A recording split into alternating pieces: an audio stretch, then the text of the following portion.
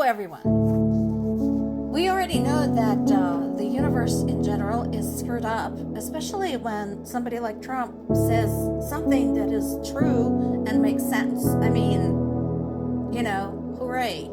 Doesn't happen often, enjoy it while it lasts. But yes, he's right. It is Putin's fault that the war in Ukraine isn't over. Now, before everybody gets excited about this, let's not forget that he also said that Zelensky should not have resisted when the war first started and made a deal with Putin before Putin took any more of Ukrainian territory. So, again, like I said, there's always a caveat. But hey, you know, he was right on that one point. Another problem is that he's threatening tariffs and sanctions and taxes against Russia. Why is that a problem? Well, we talked about sanctions. Russia has been sanctioned up to its head since 2014, since the annexation of Crimea. So they are facing a huge deficit. Their GDP has declined.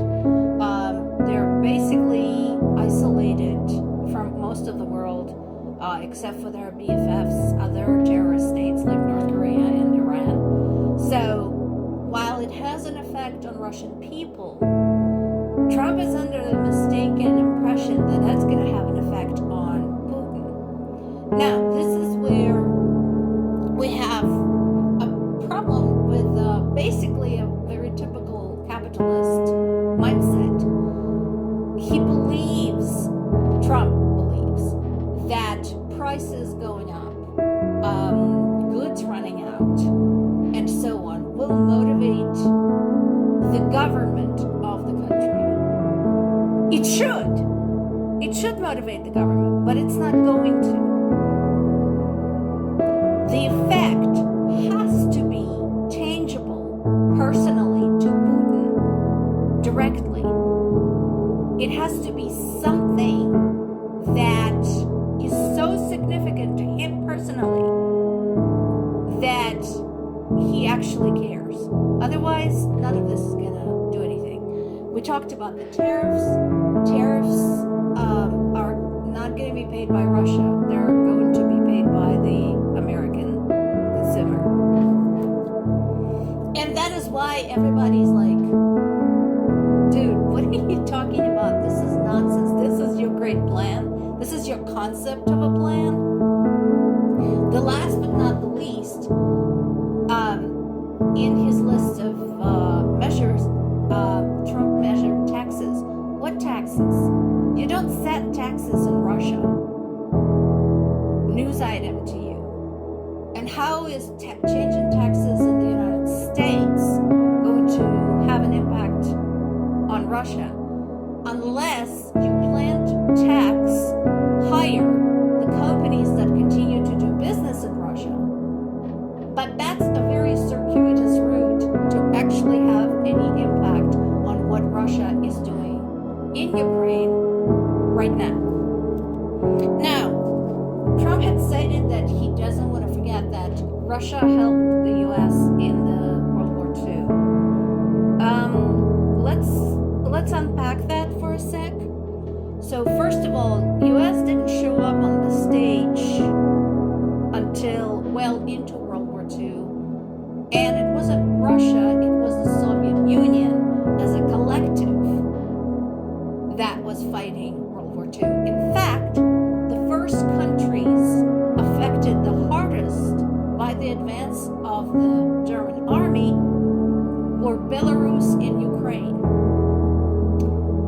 The biggest cases of entire villages being burned, concentration camp halls for the Germans were in Belarus and Ukraine. Germans didn't make it to Russia until later because Belarusians and Ukrainians fought like crazy. And that, despite the fact that Stalin had been warned about potential German advances for a long time, but he said, no, we signed a peace agreement with them during the Crimean Conference, so we're going to be fine.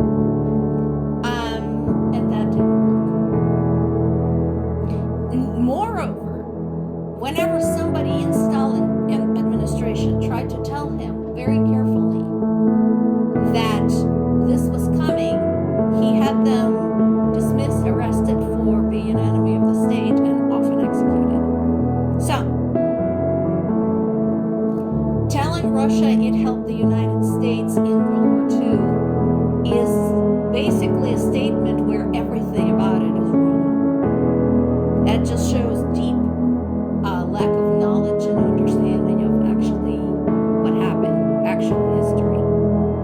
So, that aside, just because Russia participated and was very important in World War II, just because the Soviet Union participated and was very important in winning World War II, crucial in fact, and lost almost 30 million people. I think by the last count it was 28 or 27 million people. But that doesn't change the fact that what Russia right now is doing is pushing its expansionist policy in a hostile way and threatening its neighbors. I don't care what its past glories were, that shouldn't matter. What should matter is what's happening now.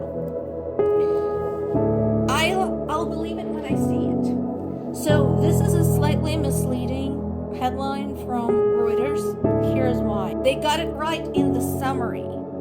So Putin recognizes the strain that the war is putting on the economy. Is he ending the war? No. That means, no, he's not concerned. He's just noticing what's happening. And that Putin is frustrated with economic issues and scolds officials in Kremlin. That is true. So again, that is not concern. That is being pissed off. This is the Trump style, throw ketchup at the wall and yell at everybody, go fix it. I don't care how you do it. He had fired so many people at this point because of this. He fired people over the losses in Ukraine, and he fired people because for some reason, miraculously, the economy was not picking up. He's not concerned. He doesn't care. He wants to keep on with his war. He wants a victory. And what happens to his people in the meantime doesn't matter to him. Okay. So, again, does this remind you of something? I've actually been watching videos on art history, one of the great YouTube channels, learning from the old masters. And they talk about the theft of works of art by the Nazi soldiers. Same things happened in Ukraine. Russian soldiers looted Ukrainian museums. So, some reporters from Ukraine went undercover, pretended to be Russian media because Ukrainians can fake Russian language very well, unlike Russians who can't speak Ukrainian. So, and they were able to identify who actually participated in this. And now they are blowing the sky high. So look at the numbers. Fleeing a Ukrainian counteroffensive, Russian forces collectively stole more than 33,000 historic artifacts and works of art. This is the largest museum theft in Europe since World War II. So I'm glad they tripped them up. Are we ever going to get any of this back? That is a huge question. We'll have to wait and see. And then there's this. This was big. This was happening yesterday, and I watched videos, the reactions from Russian people on Telegram. Once again, Ukrainian drones struck an oil refinery and a thermal power plant there. And again, one of the problems Russia is having right now is the inability to contain social media. For all of the harm social media has done in some cases, some of the time, this is proven to be a very effective weapon fighting Russian misinformation. Because before they cover up another strike, thousands of videos of eyewitnesses appear. More to come.